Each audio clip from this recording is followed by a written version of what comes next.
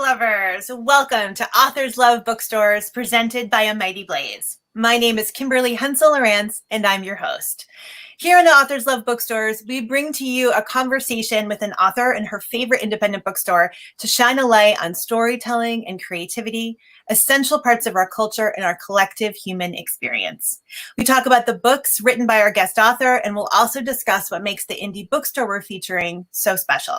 We hope you'll be inspired to read our guest's writing, buy a book from the bookstore we're featuring, and someday even visit the bookstore when you're in the Chicago area, when it's safe to travel. I host and produce this show in conjunction with fellow writer Joe Moldover, and we're so glad that you're here. If you're watching live with us on Facebook or YouTube, feel free to post a question via a comment below the broadcast, and we'll get to as many as we can later on. So today, I am very pleased to welcome two guests to our show. Katherine Sherbrooke, author of the newly released Leaving COY'S HILL, which we're going to talk about, and Frances Walker of Semicolon Bookstore and Gallery in Chicago. Welcome. Welcome. We're very happy to be here. Okay, so let me tell you a little bit about our guests before we jump into the questions. So, Katherine Sherbrooke is the author of 3 books: the memoir Finding Home and the novels Fill the Sky, and as I just mentioned, the brand new release Leaving COY'S HILL. Leaving COY'S HILL, I just finished it this morning. Such a good book. I'm so excited to talk about it. Thank you. I learned so much. Those are the best kind of books, when you turn the page and you think, I didn't know this. And so much about the suffrage movement that we are going to discuss. Okay, so let me just tell you a little bit about Leaving COY'S HILL. Booklist said, quote, Sherbrooke's story brings a deeply personal perspective to the vast struggles for freedom that rocked a nation. And another reviewer said that this is the best sort of historical fiction, teaching about real lives and events through an engrossing story. I totally agree with that. Katherine is the chair of the board of Grub Street, which is the premier creative writing organization in the United States. It's based here in Boston. I'm a big fan and a grubby myself. Before becoming a writer, Katherine was an entrepreneur, though her first love has always been books and writing, and her childhood dream was to write a novel, and now she's published 2. So we're going to talk about that. Welcome, welcome. Thank you so much. And then I'm also grateful to welcome Frances Walker. Frances is the Assistant General Manager of Semicolon Bookstore and Gallery in Chicago. Founded by Danielle Mullen in 2019, Semicolon Bookstore is one of only a handful of bookstores in Chicago that are owned by women, and is the only bookstore that's owned by a Black woman. Semicolon is committed to nurturing the connection between literature, art, and the pursuit of knowledge, while also using the power of words to better its community. Semicolon features a gallery space as well as a bookstore, and it's located in Chicago's West Town neighborhood. Welcome, Frances. Happy to be here. Thanks for having me. So, Katherine, in your career as the chair of the board of Grub Street, as a writer, I am sure that you have had the pleasure of visiting and working with many independent bookstores. So what is it about Semicolon that makes it so special? How did you discover this bookstore? Why did you want to have Semicolon on the show today? Well, there's a long list of reasons of why I really like Semicolon. So I discovered Semicolon fairly recently. Well, the bookstore's only, I think, a couple of years old, but it's one of these silver linings of the pandemic. I was turned on to a whole series of talks that were being hosted by Ibram X. Kendi in conversation with other writers. And there were 5 or 6 of them, and an independent bookstore, Black-owned bookstore, was picked to be the bookstore where you could buy the book for each given event. So I signed up for a couple of them. I believe Semicolon was the one with for Cast, which is just such a fantastic book. So I signed up for that, got my book from Semicolon, and then was just fascinated by learning that it is, being an entrepreneur, women-run businesses, I love to see. And in particular, I just got this sense immediately that Semicolon grew both organically, but really intentionally, and had this amazing set of values based on community and support of creativity, and this belief that words really change the world, which I believe those are the values of Grub Street. So I continue to follow the bookstore online and see what they were doing and buy some merchandise and continue to buy books. And so it was this really unique opportunity for, as we've all been sitting in our basements or wherever we've been, suddenly I felt like I had this attachment to this bookstore in a totally different city. And I just, the more I hear about it, the more I love it. Oh, that's a wonderful story, like a silver lining to a very hard time. Right. Exactly. I love it. So Frances, do you have a big fan here in Katherine? Right? I think the bookstore should hire her to do PR because she clearly can talk up about what makes you special. This has been such a difficult time for everyone, but especially for small businesses, and especially for bookstores. How did Semicolon make it through this past year? What was the key to the continued survival and thriving of the store? Yeah, I think, well, for one, I just want to say thank you, Katherine, for following us for so long. That Kindy event was months ago. I remember, packaging all of those up. So thank you. I bet. It was a lot of books, I bet. But in the same way, I think it's been a unique experience getting through the pandemic. There were times when the city shut down. And so we were like, oh, well, I guess people can only pick up books now. Or when that changed slightly or for a short amount of time. And now we're like, okay, we can let people in again. Come in small amounts.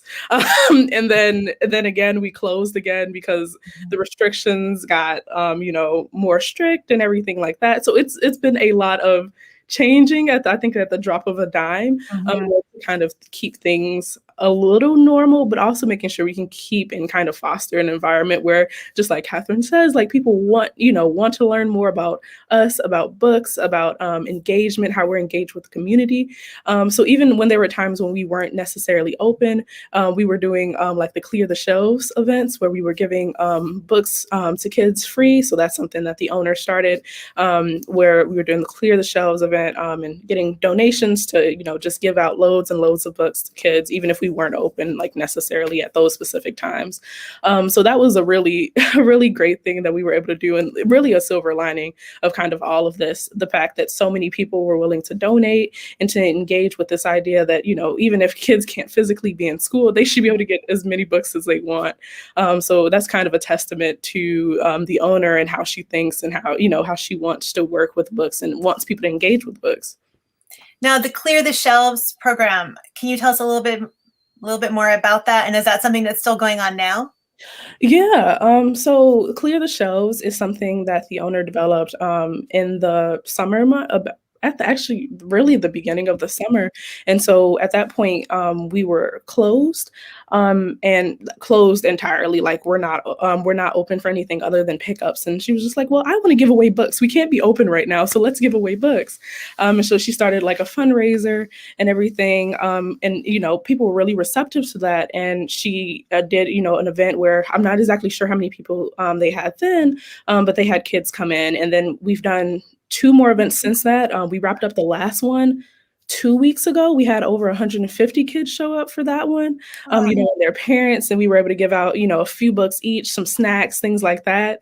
And so that was really, we've been able to keep it going and continue with that, even though the pandemic has seemed to, recede a little bit, or, we have vaccines and everything. So more people are able to go, on and about and do different things. So this is exactly what I'm talking about. Sorry to interrupt, but no, go ahead.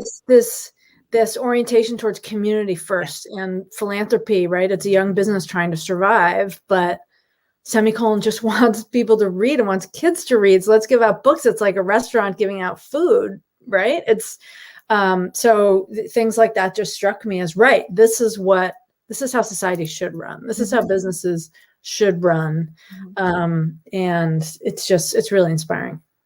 It is inspiring. And we've put a link in the comments below for those people who want to find out more about the Clear the Shelves initiative in case they want to support it. So that you were the first bookseller we have had on the show who had a program to give away books. Well, actually, you know what? I'll take that back. There's another one in Belmont, Massachusetts.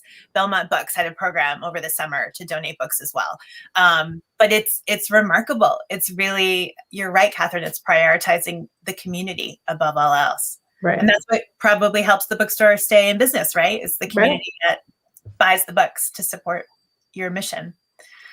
Speaking of books and speaking of wonderful books, let's talk about Leaving COY'S HILL. So this book is historical fiction. It's about Lucy Stone. And that's all I'm going to say. Katherine, can you tell us a little bit about this book? Because I knew nothing about Lucy Stone, I have to admit.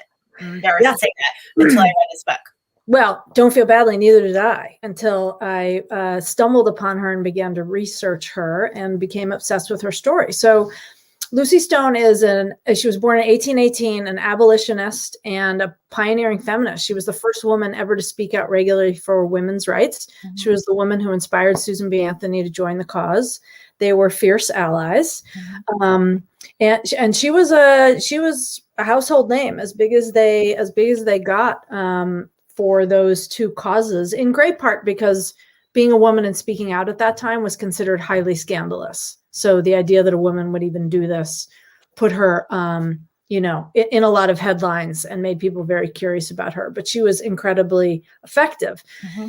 The reason we don't know who she is, or most of us don't, is because she had a significant falling out with Susan B. Anthony and Elizabeth Cady Stanton on racial issues, mm-hmm. When the 15th Amendment was being considered to give Black men the vote before women. And Susan B. Anthony and Cady Stanton wanted none of that, didn't want to be left behind. And Lucy Stone split with them and felt she couldn't support the road that they were going down, which was actually quite racist. Mm-hmm. They used very shocking tactics to try and scare people away from the 15th Amendment. And when they wrote the book, literally called The History of Women's Suffrage, Anthony and Stanton kind of wanted to take that part of history out, mm-hmm. and therefore took Lucy Stone out of the story with it. And so I was fascinated by that. And there's so much of our history, and we all know this, but that gets swept under the rug in an attempt to, show the happy stuff. And Susan B. Anthony and Elizabeth Cady Stanton get trotted out as the heroines of women's rights. And the truth is they did a whole lot for women's rights, and they made some really bad choices. And both those things need to be recognized. So, but anyway, that's the background, but the story is really focused on Lucy and her journey in dealing with that, struggling with those issues on the one side. And then there's a whole personal story, which is really fun on the other side. Her story felt so contemporary to me. She's a woman in the 1800s. She's a contemporary of Frederick Douglass. She speaks on stages with him, William Garrison, all of these leaders of the abolitionist movement. And she wants to have this career at a time when women didn't have careers. And she wants to keep her name at a time when women didn't keep their name. I love that part. I thought that was so fascinating. Yeah. And then she struggles with this balance between having a career that she loves and having a family, which I think any woman, any modern woman understands that constant juggle. That's the competing priorities. And to see that she was experiencing that in the 1800s, around the time of the Civil War, I found that extraordinary and also kind of depressing that we're still in that same. Right. Yeah. She was sort of one of the first working moms, when you think about it that way. And it is a little depressing that there's a lot that hasn't really changed. So I hope that it's illuminating, because sometimes when we strip away our own, time period, and then you read someone else's story that feels so different, it's easier to get to the heart of what some of the issues are and how difficult it is to do both, be a mom and have a career. Absolutely. And the other part of the book that I thought resonated with what we're experiencing in 2021 was this idea of inclusion versus exclusion in the storytelling. Whose story gets told. Right. I feel like I'm quoting Hamilton, which my children listen to over and over again. Yeah. But it's true, this idea of we hear one kind of history. That's exactly right. Right. It's written by those people with power. And there are so many more stories that we don't ever learn. That's exactly right. To our detriment. There's a huge absolute detriment, right? The ones who own the narrative get to tell the story the way it is, the way they want to, I should say. And so I think there's so many books right now really trying to uncover all those other stories, which is really fantastic. The other thing that was so fascinating for me, which I think makes this book feel very modern, is it was, to state the obvious, an unbelievably divided time in our country, right? Mm-hmm. Pre-Civil War, and then the Reconstruction after, and what's going to change, what's not going to change. And that's also frighteningly similar. Mm-hmm. So I feel good on the one hand that we survived back then as a country, but on the other hand, we're playing out the same script in a lot of ways. Yeah, we don't learn. Another way in which I felt it was really contemporary as well was just the idea that you have to take what you're given as well. Like there were instances like, I don't want to give away too much, but in the essay writing, like you had to take that because it's good that it's being, progressive. Right. That's the only, scenario that you can have. You can't have it all, but you can have a little bit because we're willing to give you a little bit. So I think that also is a very contemporary conversation, not allowing people all the way in, but somewhat in. Mm-hmm. Right. And that they should accept that and be okay with that. Right. Absolutely. Right. When do you compromise? When it's sort of half a win? Is that okay? And Lucy rarely compromised. Right. No. So that scene when she doesn't pay her taxes. right? I'm not going to say it. That was so.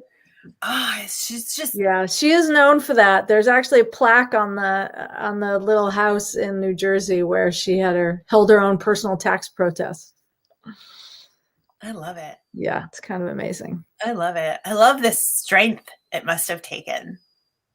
And it still takes. I mean, we still think about the people today who speak up against abuse of power or racist actions. Like there is an incredible amount of strength and personal commitment that's required to do that. And like the burden of carrying that forward when everyone else disagrees with you, Right. Takes serious courage. Yeah. It was very inspiring to read about her and to be able to inhabit her. I wrote it in the first person because I really wanted to imagine from the comfort of my own writing chair. But what that feels like when you're in literal physical danger, standing up for what you believe and also risking all your relationships because people think you're kind of, off your rocker. Yeah. Oh, so important. The books we read and the stories they tell us. Yeah. Right? The way that they change minds. Yep. Speaking of places where we can go for amazing books, Frances. So your bookstore opened in 2019. You were open for about a year and then you closed and then you opened again, right? So you're open now. Yeah. Okay, great. So it's been a lot of being flexible. And one of the things that we always love to talk with booksellers about is this whole, like, the experience of being in a bookstore is so special. I mean, I will say when my local indie opened up for the first time after COVID, I went in and almost cried. It was just like the smell of the bookstore, right? Mm. It just smells like possibility, I guess. I'm curious, as a bookseller, what is it like, the process of matching a reader with a book? How do you find the connection? How do you find the right book for a reader? What's the magic sauce that you have? Well, I guess for one, it also depends on the type of person you get in. Some people don't want to be told or engaged specifically because they're like, I know what book I came in for and that's what I'm getting. But it's really good when you see people who are just kind of dazed and looking around and they're not exactly sure maybe what they want, but maybe they know they want something that's nonfiction, or maybe they know they want something that's fiction. It's a thriller. And so I think that's, knowing the looks, like, oh, I'm here, but I don't know what I'm supposed to be doing, is like one of the key kind of looks that you go for when you're trying to sell someone a book. And then just trying to, meet with them on a personal level. Like sometimes we talk about things that aren't even related to reading. Is they were like, oh, where do you work? Or, what are you doing out today? And then you're like, oh, well, I think you would really like, I don't know, Sister Outsider or something, because it, deals with feminist issues. Or maybe this, because you also said you align kind of with this political movement or something. Maybe you'll like this one. Or maybe just because you said you want something juicy because everything in life is like kind of weird, then we can try for something like that. So sometimes it's not even about, oh, they're really interested in fiction. Sometimes it's like, I can see based on what you're saying that maybe you'll be interested in this type of book. So the key is listening. Yeah. Being patient too, I would imagine. The other thing that's really special about independent bookstores is just the fact that they put on so many wonderful events. So, at the beginning of our conversation, Katherine talked about the fact that that's how she came to Semicolon, was because of an event. When you think about the events that the store has put on, has there been one that for you is particularly special or memorable that you'd want to tell the audience about? Yeah, I mean, so I think my all-time favorites has to be the Clear the Shelves event. So those are in themselves are just really interesting to see all the kids and for them to really enjoy the books and all of that and the snacks and all of that. But if I were to say like one specific event that we've done that we haven't done multiples of would be a conversation between Robert Jones Jr. And Black Bucks Mateo Escobar. That was great. I read both of the books like right before it occurred, and they're just like really interesting, funny people. And they're the kind of people that the energy, they feed off of each other's energy. And so just seeing them interact with each other was so interesting and so amazing. They kept you laughing, and I was like good enough to, I was happy to be, a host for one of those events and just speaking with them. It was really fun. And I really love their books as well. So just hearing them think was great.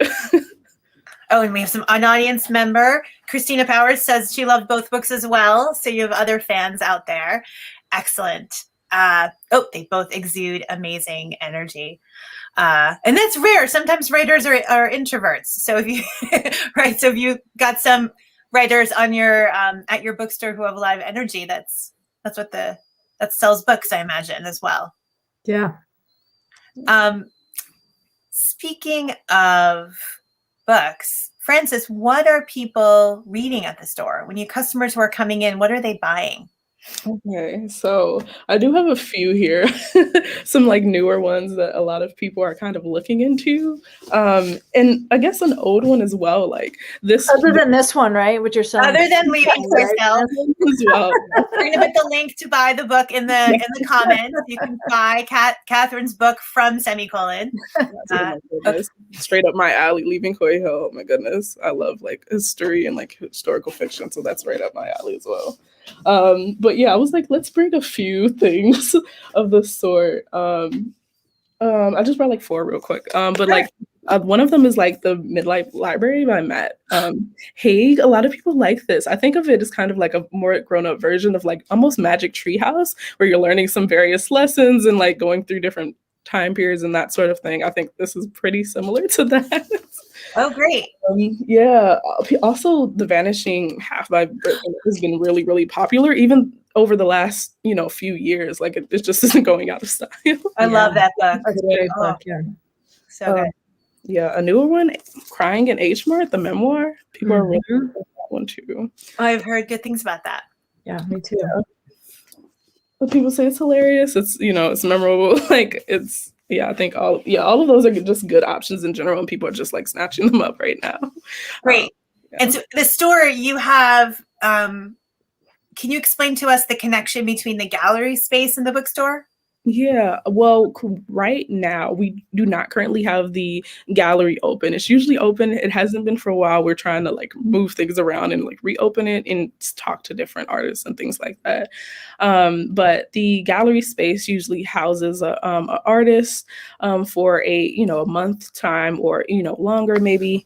And so we just like to have the artists be in the space. Whatever their medium is, they're just allowed to just kind of go crazy in that space. They can choose the music, they can choose the overall theme, that sort of thing that goes on. And it's in our like basement area. And that has been, you know, pretty just pretty great. And also the artists, they can also, of course, the work that's down there is for sale. They get all the profits from that. We just kind of house their work and allow people to learn about a great artist, usually, you know, based in the city of Chicago. Great. Katherine, one of the things that I found really fascinating was that before you became a writer, you were an entrepreneur. So you pivoted from one career to another. What advice would you offer to people out there who think, oh, I've always wanted to do that. I've always wanted to switch my career and try something wildly different? Yeah, I would say do it. I read a memoir actually recently. It's called Bravey, actually. I don't know if you have that in your store, Frances. It's a pretty incredible memoir. But she said specifically that she believes everything from one profession can help inform another, which I completely agree, that there are lessons that may seem like they don't fit, which then really do. And so for me, as an example, being an entrepreneur, you know, starting a business is all about creating something from nothing. And it's really the same thing with writing a book. Like nobody will believe it or can see it until you make it real for them, basically. So it has to live in your head for a while until you make it real. So you know, when I transitioned, and writing books is so terrifying on many levels, I kept saying to myself, right, I've done this before, different medium, but just make it real. And once people can begin to see it, then, you know, it'll begin to get more real. And it's fun, you know, life's a long life. So I feel like having the chance to have more than one career is such a blessing, that for anyone who has the opportunity to do it, I would say, just jump, go for it. Yeah. What do you hope that readers will take from your book about Lucy Stone? What do you hope what do you hope stays with them? Yeah, well, interesting, not totally dissimilar. You know, I think overarching for her story, for me, it's that fighting for what you believe in is worth it. Making sacrifices even for what you believe in is worth it, not compromising your values which can be really painful. You know, there can be real losses in doing that. But hopefully, you know, you get to the end of a life and realize that it meant something, because you stood for something. And that to me is ultimately what Lucy's about. And so I'm hoping that people are inspired by that. And so whatever it is that's important to them or difficult to them, it gives them, you know, one more cheerleader, if you will. Your first book was a memoir, and now this is historical fiction. What's the process between writing memoir and writing historical fiction? Is it a different set of skills? Is it like the research process is probably very different? Well, what's interesting, actually, so my memoir was a family memoir. So it was about my parents. They have this fabulous turbulent love story. And so I wasn't, unlike most memoirs, I wasn't actually on the stage for a lot of that memoir.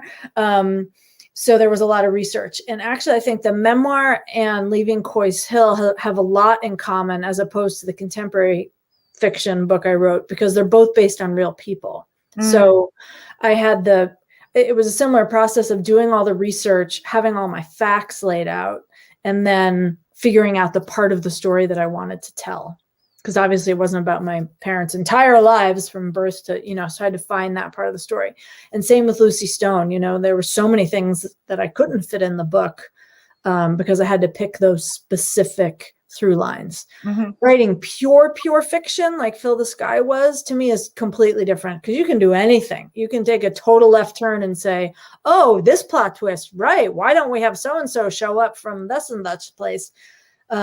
Whereas I tried in, obviously in the memoir, because it's nonfiction, but even in the Lucy Stone book, even though it is fiction, to stay very close to the true facts of her life. You know, what I imagined were what the dialogue looked like. How did she feel? what was she thinking? But none of the major plot twists in the book were things I invented. They were real. Is it harder to write a book when you have a path laid out in front of you with the facts than the ability to just go in any direction? Is that more challenging? I'm always curious about that.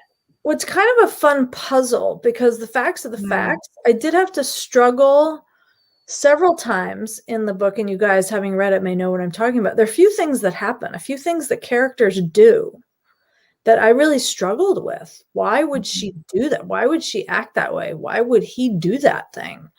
And so then I had to develop the character story to make it fit.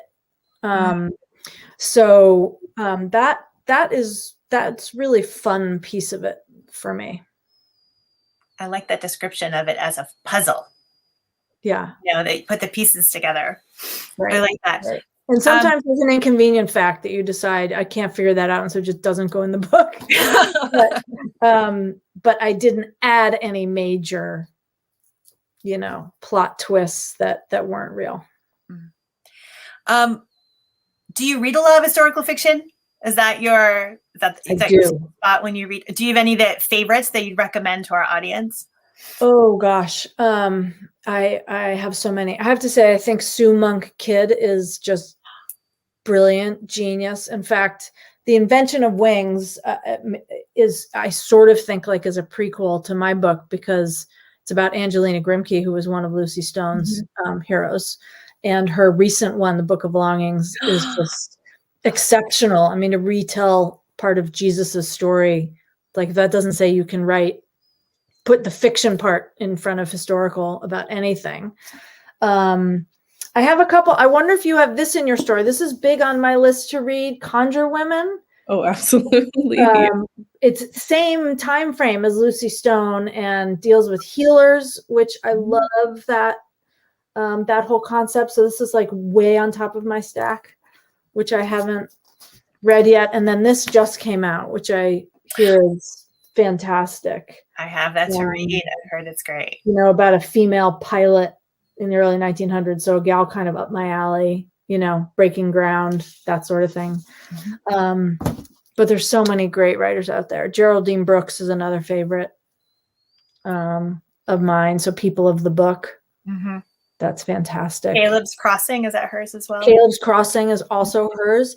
Yep. I actually thought about that a lot because it's about one of the first Black students at Harvard who came from Martha's Vineyard. And as you recall, Lucy Stone went to Oberlin, which is one of the first colleges that educated women and Blacks. So that I had read that book a long time ago, but that was informative for me too. Excellent. Frances, do you have any events that are coming up on the at the bookstore that you'd want our audience to know about? Any? We have some up and coming things. Will be announced as we kind of put the finishing touches on.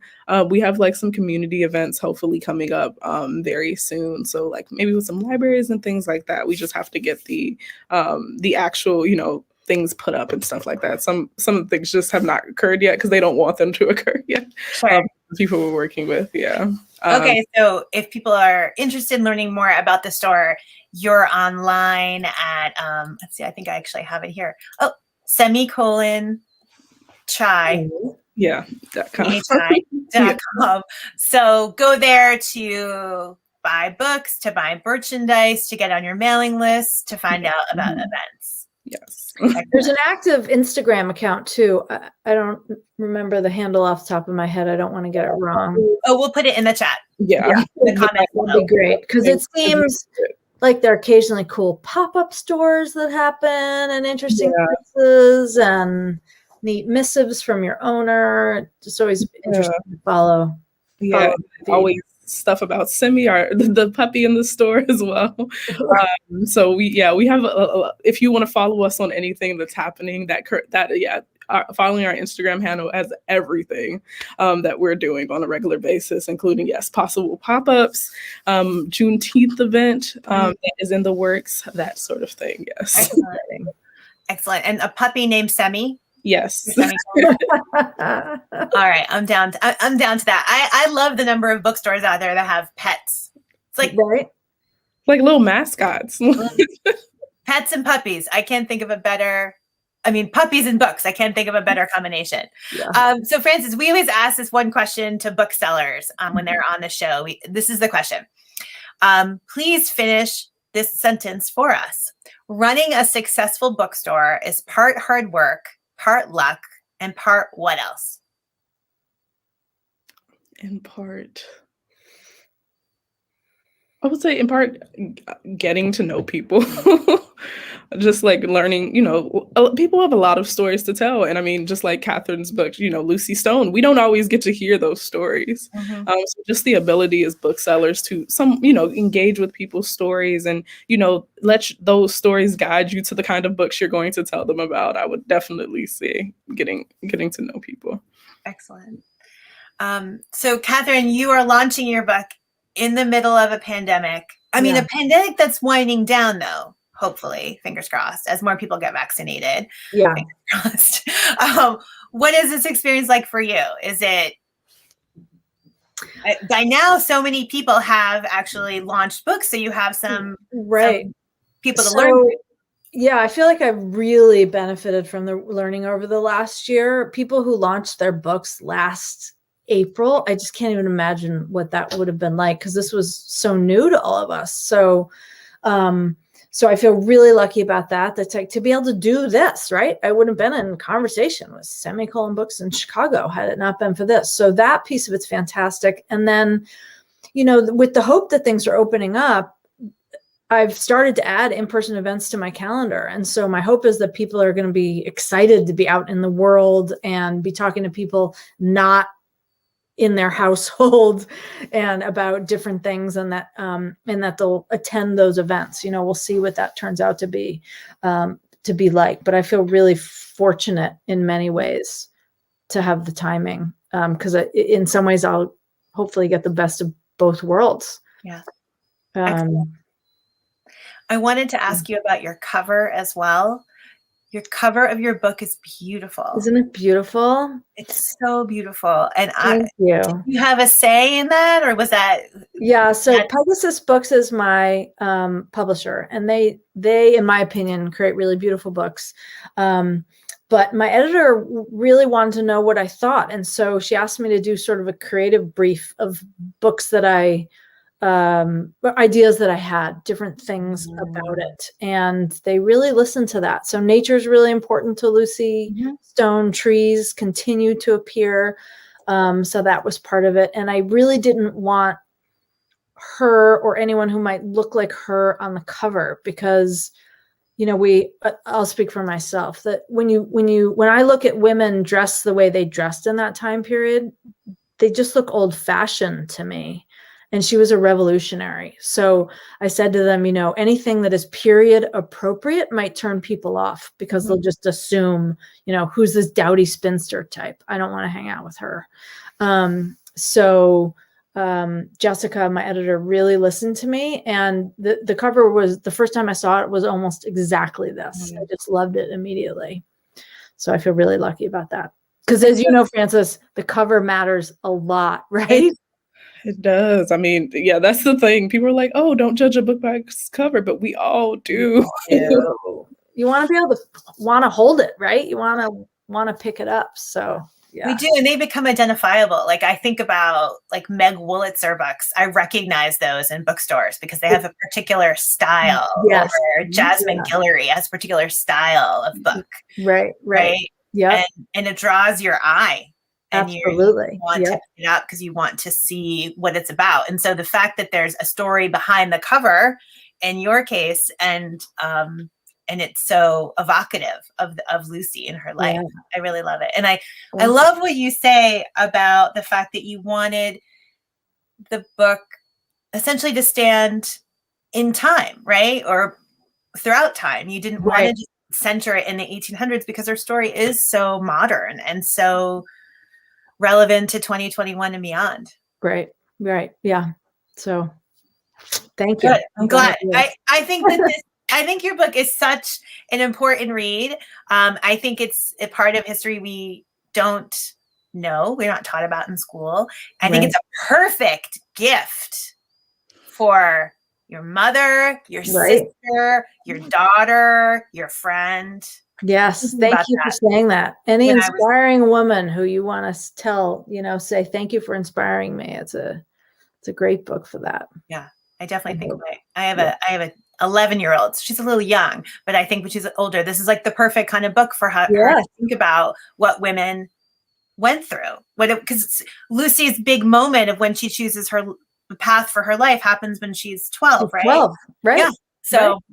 So, yep, it's coming up soon. So, congratulations, Katherine. Thank you so much. I so appreciate the praise. And my big hope, Frances, is someday I'll show up on your website, the women who do their thing category.